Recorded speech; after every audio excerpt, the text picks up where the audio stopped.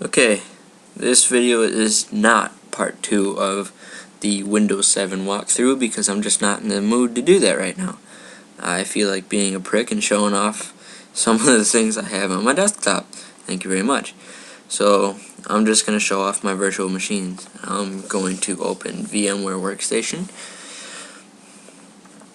This is the program that I use to run my virtual machines.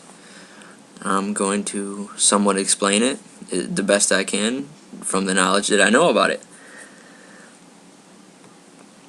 Okay, so far, since I've downloaded the program a couple of weeks ago, not even that long, maybe like a week and a half, something like that, I've installed quite a few, and I know you see over here, it's got XP Home Edition and Professional, and some of you might say it seems kind of pointless to have both versions on there, and I'd probably agree with you for the most part.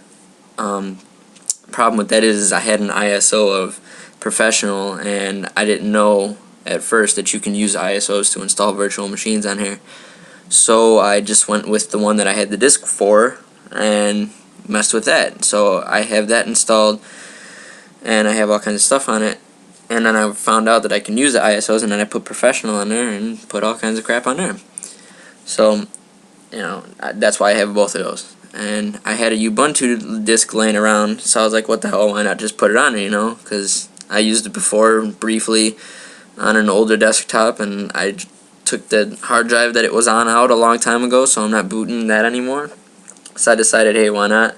Let's put it on there and use it, get familiar with it, and, so I decided to do that. I was messing with it. It's pretty cool, do some sweet shit with that. I just haven't really messed around with it too much.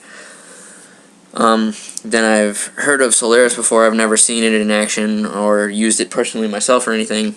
I never heard anything really about it except that it existed, and I knew it was from Sun, so I was like, hey, why not, let's get that too. So I downloaded that, and it's free, of course, just like Ubuntu and all the other Linux versions.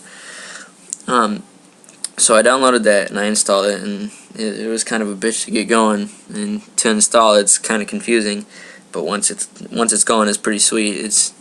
Windows is built off the same Unix architecture that Solaris is, so it's pretty similar. It's got its own things though, of course. So I have that. It's pretty decent. And then just last night, I think it was, or the other day, I downloaded the newest version of Ubuntu 9.10.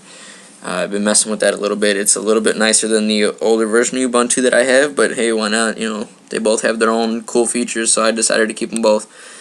And then just last night, I downloaded this new one right here. I don't even know how to really say that, OpenSUSE or whatever, but it's another version of Linux. It's pretty sweet. Just installed it today during class, and I'm not really going to show you any of them really, but but yeah, those are all the different ones I got. It's pretty sweet because these virtual machines allow you to basically just run these operating systems within whichever one you're using, and of course I'm using Windows 7. So, this allows me to run them without damaging 7 at all, and run them just normally.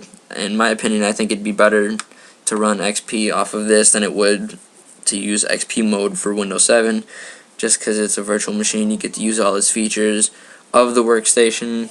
It's pretty nice. This also comes with some tools, some tools you can install onto it in order to configure everything.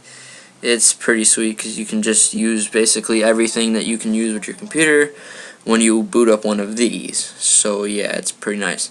So I got that. It's pretty sweet. Recently I've been working with ISOs a lot more, and before, about a week ago, I didn't know a whole lot about them. I just knew that they were disk images of files and that you can burn them to disks in order to use them just like a store-bought disk, and I didn't know there was different types that were incompatible with Windows, and I found out that they got Mac types that are like DMG extensions, and you have to convert the goddamn thing to something else.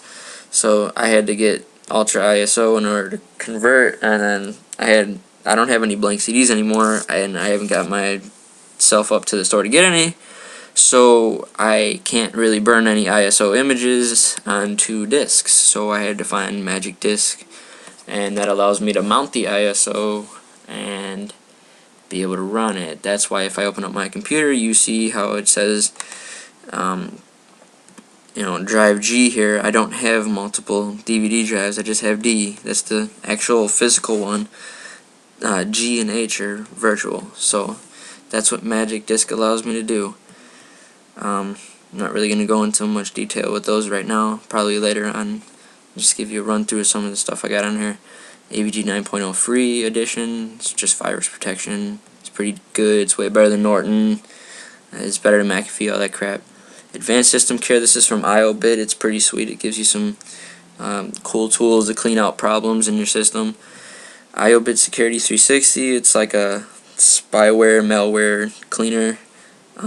It goes hand in hand with AVG. It's not from the same company, but it pretty much does its job. IObit Smart Defrag is basically a good defragging program. It has a couple different options for defragmentation of your hard drive. TweakNow PowerPack 2009 is a pretty sweet tweaking tool, and just have a bunch of different ones that do a few different things. They all serve different purposes. WinRAR, everybody's got to have that, just because it helps. BitTorrent, who doesn't have some form of that, like uTorrent or something. Let's see, what else am I working with here? I just got a couple games, Conquerors and shit like that. Hypercam, all my messengers over here, FrostWire it's like LimeWire, but it's much safer and cleaner, so it's better. I use that. I use Firefox. I do have Opera as a secondary. I do not use Internet Explorer. I despise Internet Explorer.